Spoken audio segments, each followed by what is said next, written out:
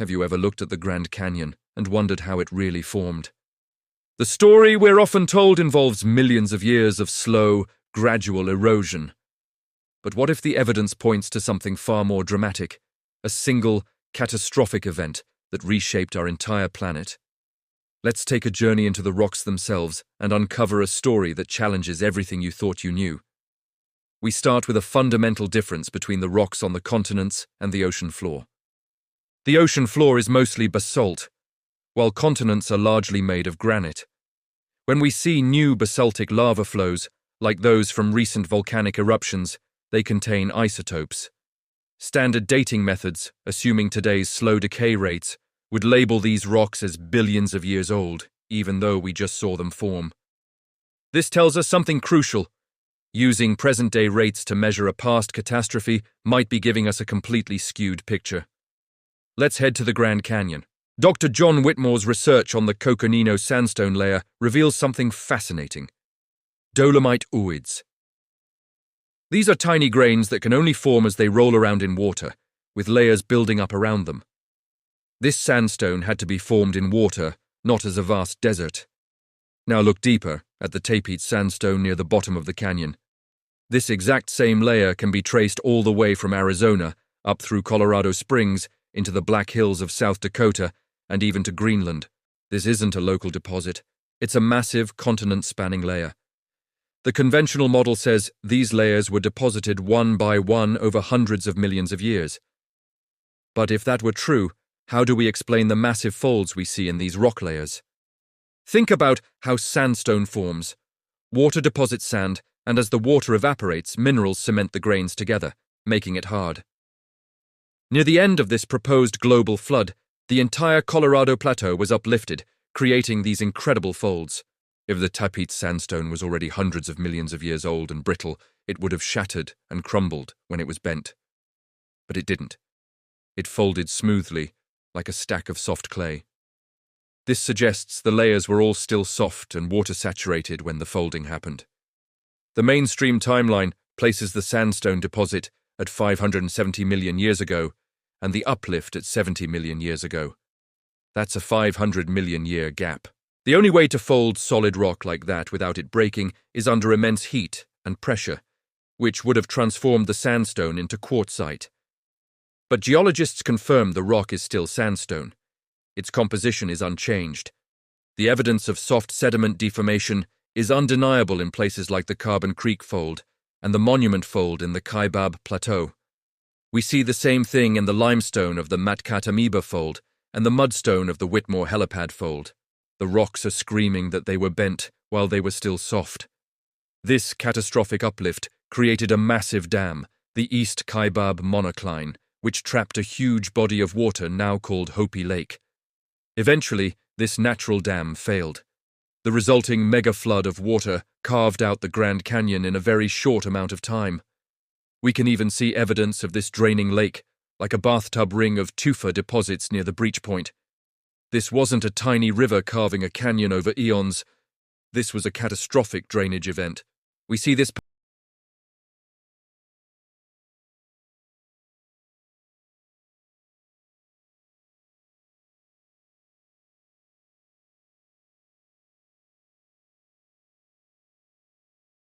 reinterpreted through the lens of a global flood. The Precambrian layers are the pre-flood world. The Paleozoic layers represent the early stages of the flood, burying marine life. The Mesozoic layers mark the mid to late flood, as the waters are peaking and beginning to recede, burying dinosaurs and other land animals. And the Cenozoic layers represent the post-flood world, a time of recovery and resettlement. This brings us to the fossils. Let's travel to Fossil Butte National Monument. Here, we find more species of fossilized mammals than are alive on the entire planet today. The preservation is astonishing. Entire layers of rock are pulled up, and when split, they reveal perfectly preserved fish, plants, and other creatures. They are not scattered or decayed. They are in pristine condition, showing they were buried rapidly, trapped in muddy sediment, before they could decompose. This rapid burial is the hallmark of a flood, not slow accumulation over millions of years. Let's look even closer at the rock. down to a microscopic level. Using a technique called thin sectioning, researchers like Ray Strom can slice a rock sample down to just 30 microns thick, thinner than a human hair. Under a microscope, they see that the quartz sand grains themselves are compressed and fractured from the pressure of the uplift. But the quartz cement holding the grains together is perfectly intact. If the rock was ancient and hard when it was folded, that cement should be shattered into dust. It isn't. This confirms the cement hardened. After the rock was folded, meaning the sand was still soft and wet when the mountains were pushed up. Another huge problem for the deep time model is the lack of erosion between these vast layers. If a layer sat exposed for millions of years before the next one was deposited on top, we should see massive evidence of erosion, valleys, gullies, and soil formation. We don't. We see flat, knife-edge contacts between layers that span entire continents, indicating they were laid down one right after the other, in quick succession by water. And it's not just the rocks. All around the world we find what are called polystrate fossils. These are tree trunks, often missing their root systems, standing vertically through multiple rock layers. If each layer represents thousands or millions of years, how could a tree remain standing that long without rotting away while it was slowly buried? It's impossible. The only explanation is that all those layers were deposited rapidly around the tree in a single event. These flood deposits buried sea creatures, land animals, and plants all together. This explains why we find dinosaur fossils mixed in with all sorts of other animals. Let's look at the famous Hell Creek Formation in Montana.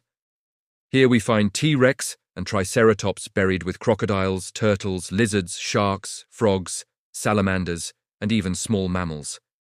These aren't creatures from different ages, they were contemporaries, living together and buried together. We find ancient versions of crocodiles and sharks right alongside dinosaurs, groups that are still with us today. But the most shocking discovery came in the 1990s. Paleontologist Mary Schweitzer found flexible, elastic soft tissue and blood vessels inside a T-Rex femur. When they cracked it open, it even smelled. Later, Mark Armitage found pliable muscle tissue in a Triceratops horn. These discoveries are revolutionary, because all experimental science tells us that soft tissues like these should completely disintegrate in less than 10,000 years, even under the best preservation conditions. Yet here they are, inside bones supposedly 68 million years old. When we lay out all the evidence, the soft sediment deformation in the Grand Canyon, the continent-spanning layers with no erosion between them, the polystrate fossils, and the stunning preservation of soft tissue in dinosaur bones, the conventional story of deep time and slow processes begins to crumble. Occam's razor suggests that the simplest explanation that fits all the facts is the most likely one. A global flood, just as described in the ancient biblical account of Noah, provides a comprehensive and observationally solid explanation for the world we see today. The evidence is literally written in stone. Thanks for joining me on this deep dive into the Earth's past. If this has challenged your perspective, I encourage you to look into the evidence for yourself.